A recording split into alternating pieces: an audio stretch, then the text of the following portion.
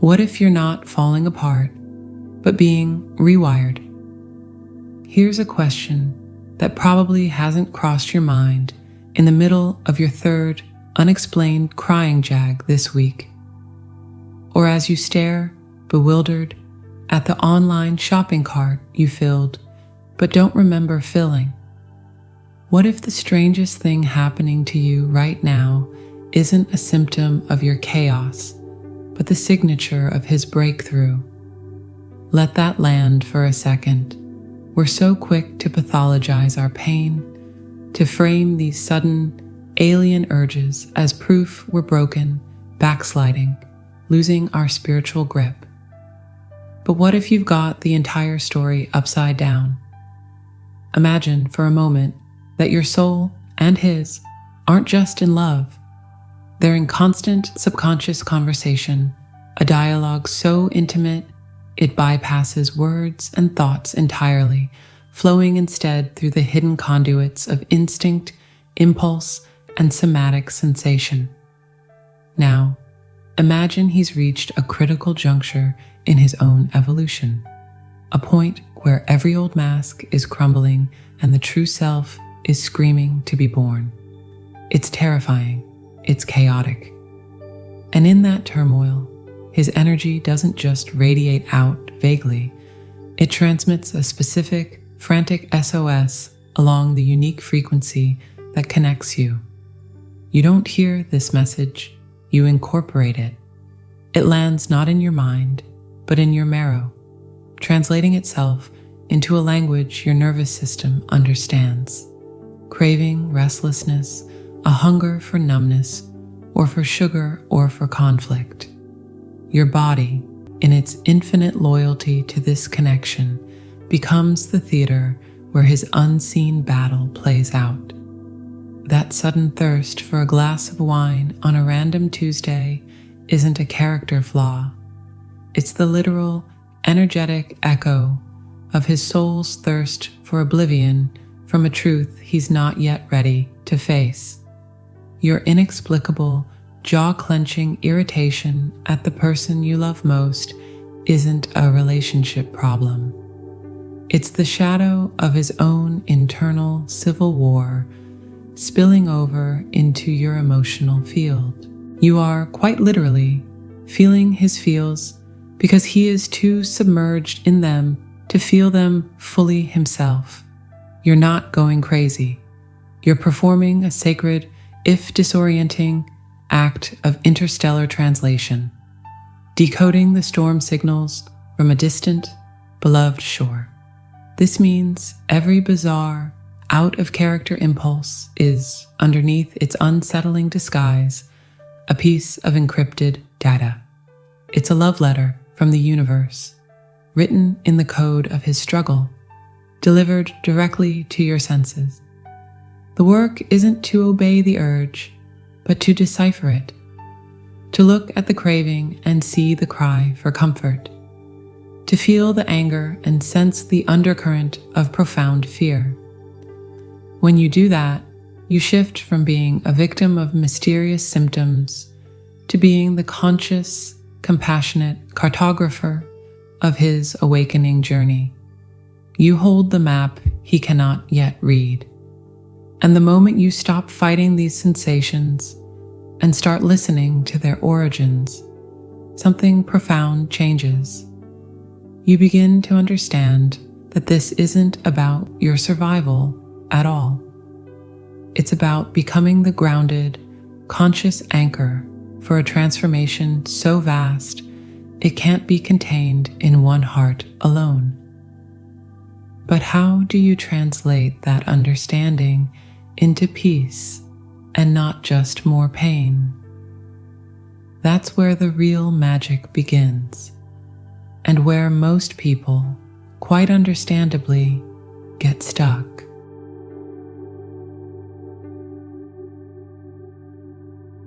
Let's talk about something that gets whispered in spiritual circles, but rarely laid bare on the examination table. Your body is lying to you. Well, not lying exactly. More like speaking in a foreign tongue, using the vocabulary of someone else's crisis.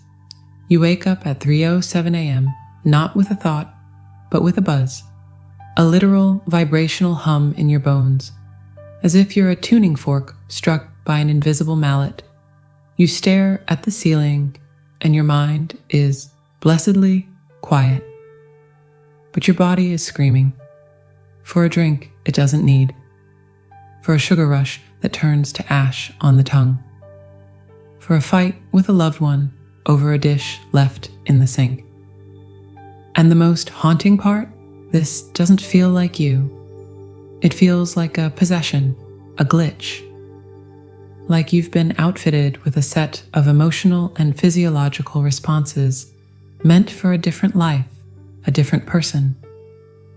Here's the radical, rarely stated truth. It is meant for a different person. You have become, for a sacred and temporary season, the living biofeedback loop for another soul's metamorphosis. Think of it not as a curse, but as the most intimate, and yes, inconvenient, form of spiritual engineering. While your divine masculine is off in the caves of his own psyche, battling dragons he's ignored for decades, you are holding the monitor back at base camp. Every spike of anxiety that has no logical source. That's his heart rate elevating as he confronts a shadow. That sudden visceral craving for a glass of wine on a Tuesday evening when you're a herbal tea person. That's the energetic echo of his desperate inner plea for the numbness he thinks will save him. Your physiology becomes a real-time, subcutaneous translation of his soul's labor. We're taught that empathy is an emotion. But what if it's also a full-body neurological event? This is where it gets mysterious. Science talks about mirror neurons, how we wince when we see someone else stub their toe. The twin flame connection, in its heightened state, takes this and amplifies it to a cosmic scale. It's not just mirroring an action you see, it's mirroring the internal chemical and electrical storm of someone you're energetically bound to, regardless of physical distance. His adrenal fatigue from running from his purpose becomes your crushing, unexplained afternoon lethargy. His panic-induced insomnia becomes your frantic 3 a.m. awakenings. His attempt to stimulate a sense of power through impulsive action becomes your itchy, restless urge to spend or start a drama. Your body, in its infinite wisdom and connection, is quite literally feeling his feels, because he, in his state of spiritual rest, cannot fully process them himself. It's a bypass, and you are the conduit. Now, let's get philosophical for a moment. Why? Why this bizarre, messy, often infuriating system? Imagine two musicians destined to play a perfect duet. One, however, has forgotten how to read his own sheet music. He's fumbling, playing discordant notes, his instrument out of tune.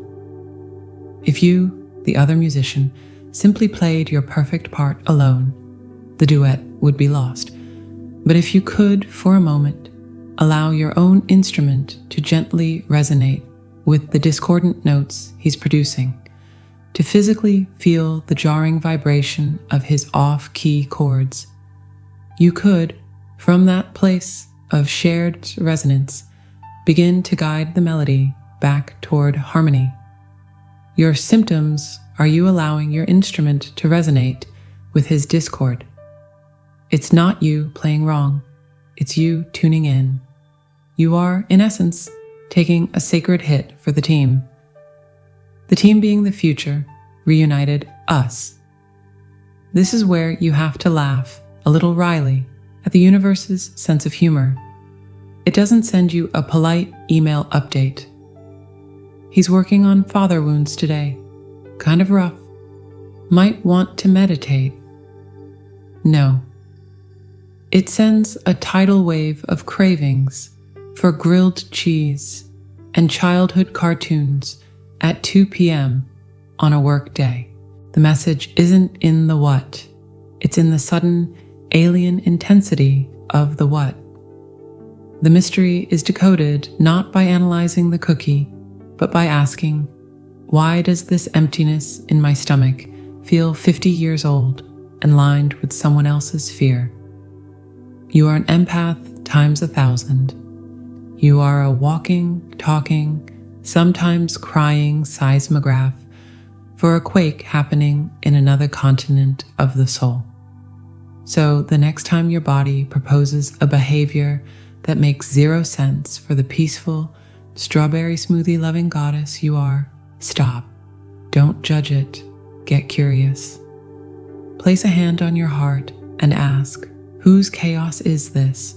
Whose thirst is this? And you'll know. The relief in that moment of recognition is profound. It's the difference between thinking you're going mad and realizing you're acting as a highly advanced, loving psychic anchor. You are not breaking down, you are bridging. Your nervous system is on loan, performing a high wire act of love across the chasm of his awakening. And the most fascinating part of this entire arrangement, the moment you consciously recognize the symptom as his and choose a different, loving response for yourself, you send a silent, revolutionary signal back through the very same chord that brought the chaos. You become the calm in his storm, not by shouting directions from a distant shore, but by demonstrating from within the shared experience of the tempest how to drop anchor. But that's a secret for the next part of our conversation. Because understanding what is happening is only half the map. The other half is learning the gentle art of changing the channel without ever turning off the love.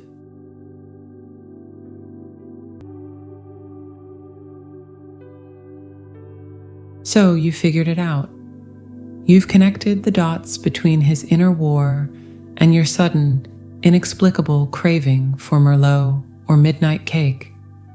You feel like a spiritual detective, and there's a weird comfort in it.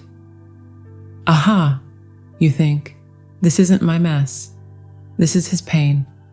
I'm just feeling it for him. And with the open-hearted generosity that is your superpower, you lean into that feeling. You might even, in a twisted way, lean into the craving itself. You think, if I drink this glass of wine consciously, if I eat this chocolate with awareness of his inner child, maybe I can absorb it. Maybe I can transmute it through my own body and spare him the lesson. It's the ultimate act of empathetic alchemy, right? To take the poison and turn it into medicine inside your own vessel. Let me stop you right there, beautiful soul. With all the love in the universe, that's not how this works. That's not how any of this works. In fact, that instinct, that beautiful, nurturing, let me heal this for you impulse, is the very mechanism that builds the wall higher.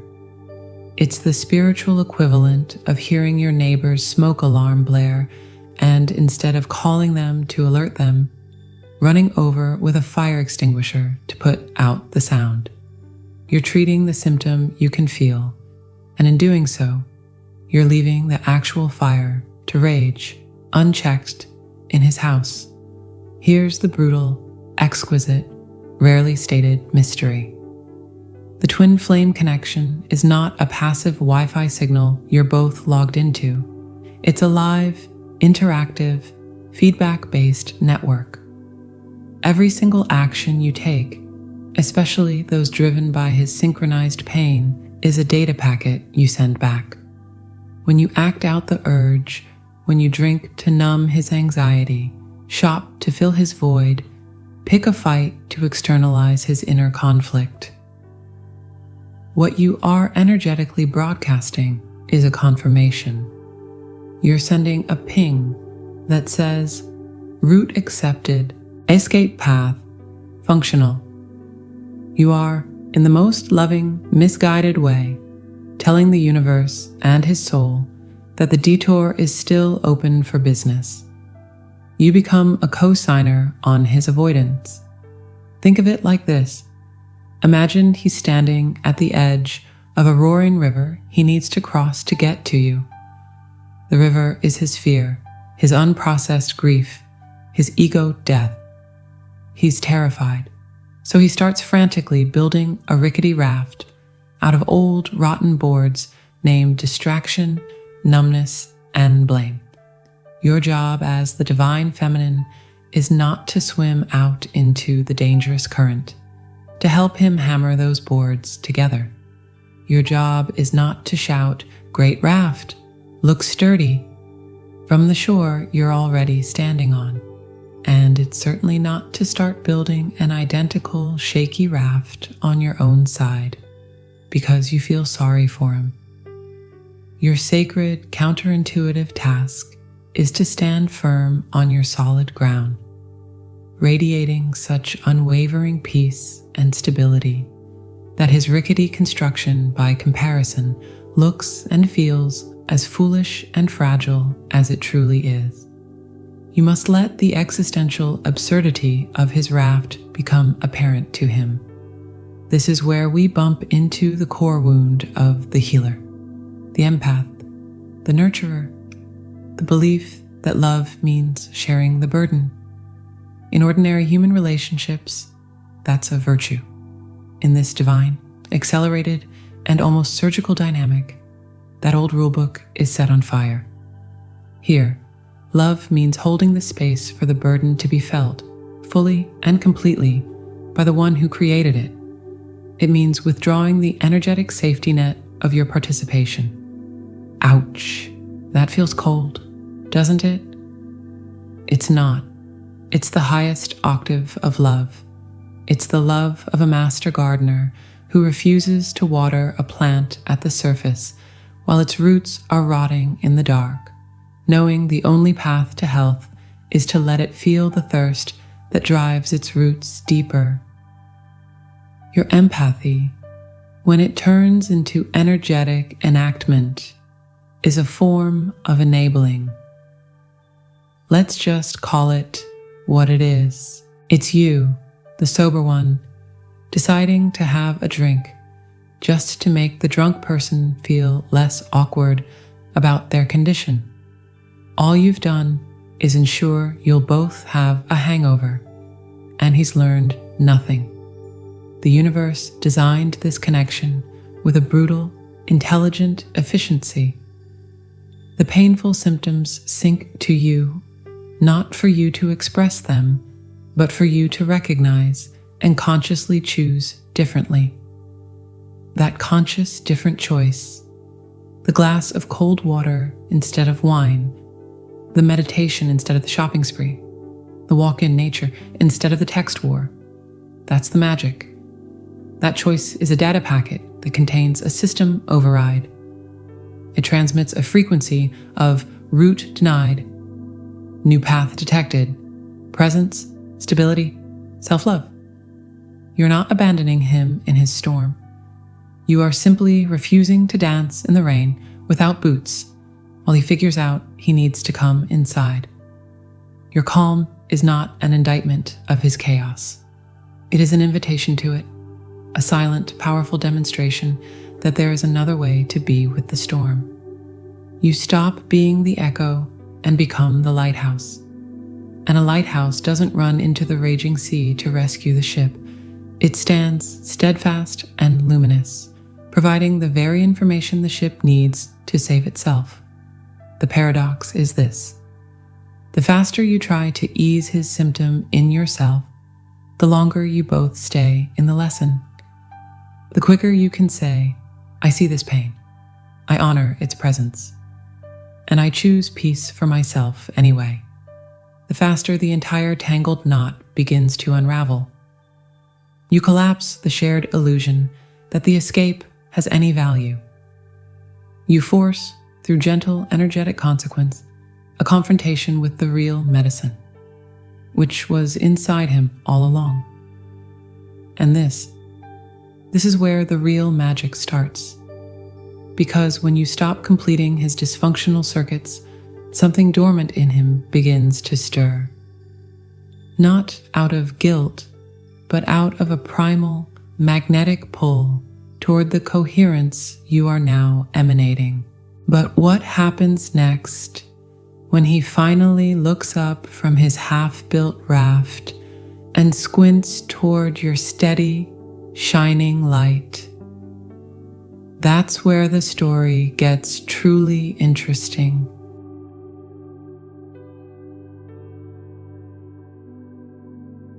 Let's land this ship, not with a dramatic crash, but with the gentle, certain touchdown of something that has finally found its way home. And I need you to understand something, maybe the most important thing you'll hear today. Home, in this context, isn't a destination you reach together. It's a frequency you become alone. All this time, you've been staring at the horizon, scanning for his sail, measuring the distance between your ache and his arrival. You've been a cartographer of absence, drawing elaborate maps of a journey he has to make. What if you put the map down, not in resignation, but in revelation? The strange symptoms, the psychic static, the emotional echoes, they weren't just messages about his state. They were the universe's most intense, hands-on workshop for you. A masterclass in discernment, a doctoral program in sovereign love. Every time you felt a foreign urge, and after a moment of panicked confusion whispered, this is not mine to carry, you weren't just diagnosing him. You were performing a sacred act of self-delineation. You were drawing the energetic border of your own soul with a clarity so sharp it could cut through lifetimes of conditioning. You weren't just waiting for him to awaken. You were in the back room, quietly forging the very ground upon which a true, awake partnership could actually stand. Think of it like this. You've been preparing soil for a mythical celestial tree to grow. You've been pulling weeds, old fears, adjusting the pH, your boundaries, learning the rhythms of rain and sun, your emotional cycles. It's hard, lonely work, and sometimes you get frustrated. Where is the damn tree? You shout at the empty plot. But the universe, in its infinite wisdom, knows a secret. It knows this particular tree doesn't get planted from a seedling brought from elsewhere. It germinates from within the prepared soil itself. Your partner's awakening is not a separate event traveling toward you. It is a latent seed, and your consciousness, your healed, clarified, sovereign field, is the only climate on Earth that can trigger it to sprout. You aren't waiting for the gardener to show up with a pot. You are becoming the ecosystem that makes growth inevitable. This flips the entire script, doesn't it? The longing, the frustration, the when will he, it all melts into a different kind of focus. A quieter, more potent kind. Your job is no longer to decode his chaos or navigate his storm. Your job is to cultivate such an unwavering inner serenity that his chaos, when it finally spins itself out, has only one obvious, magnetic place to settle: the peace you've built. You stop being a seeker and become a sanctuary. And a sanctuary doesn't beg for visitors. It stands in quiet integrity, and those who are ready find its door. So the hope you crave isn't hidden in a future date or an astrological alignment. It's pulsing here and now in the mundane miracle of your next conscious choice. That's the hilarious, beautiful punchline the universe has been waiting for you to get. The path to us is paved solely with the bricks of I am. I am at peace. I am complete.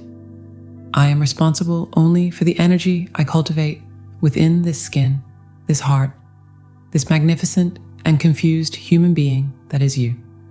His journey is his own spectacular, messy, necessary opera. You have front row seats, sure. You might even feel the spray of the stage rain. But you are not the director, you are not the scriptwriter, and you are certainly not the understudy for his part.